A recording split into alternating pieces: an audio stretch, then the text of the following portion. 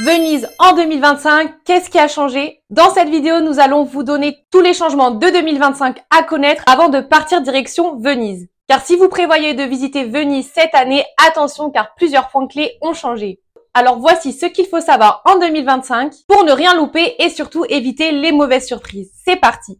Première chose, c'est que la taxe d'entrée à Venise est désormais en place. Depuis avril 2024, Venise facture une taxe de 5 € pour les touristes à la journée, surtout les week-ends et les périodes de forte affluence. Cela concerne principalement les touristes qui ne dorment pas sur place. Alors si vous logez à Venise, vous êtes exempté, mais vous devez absolument vous enregistrer en ligne pour encourager les séjours plus longs et surtout responsables. Deuxième changement, c'est que certains monuments ou lieux sont fermés temporairement. Le célèbre pont des Soupirs est actuellement en restauration partielle jusqu'à fin 2025 et le campanile de San Marco est parfois fermé le matin pour éviter l'afflux. Alors surtout pensez à réserver en avance et consulter les mises à jour. Troisième changement, sans surprise, c'est une explosion de nouvelles adresses food. Et surtout, loin des pièges à touristes. Alors si vous voulez fuir les pizzas surgelées hors de prix sur la place San Marco, cap sur le quartier Canareggio.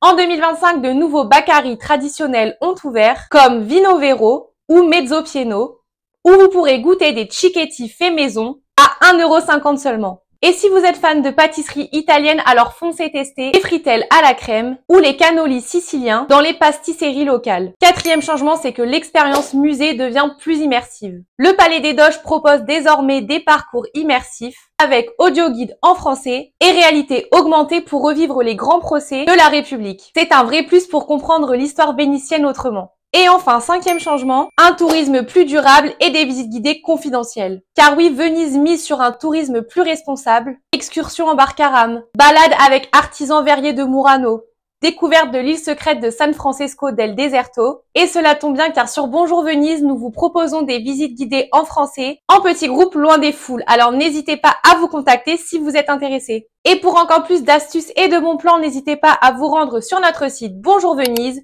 où vous trouverez tous nos articles, notre guide gratuit pour visiter Venise, ainsi que toutes nos visites guidées en français. Et je vous dis à bientôt pour de nouveaux conseils voyage.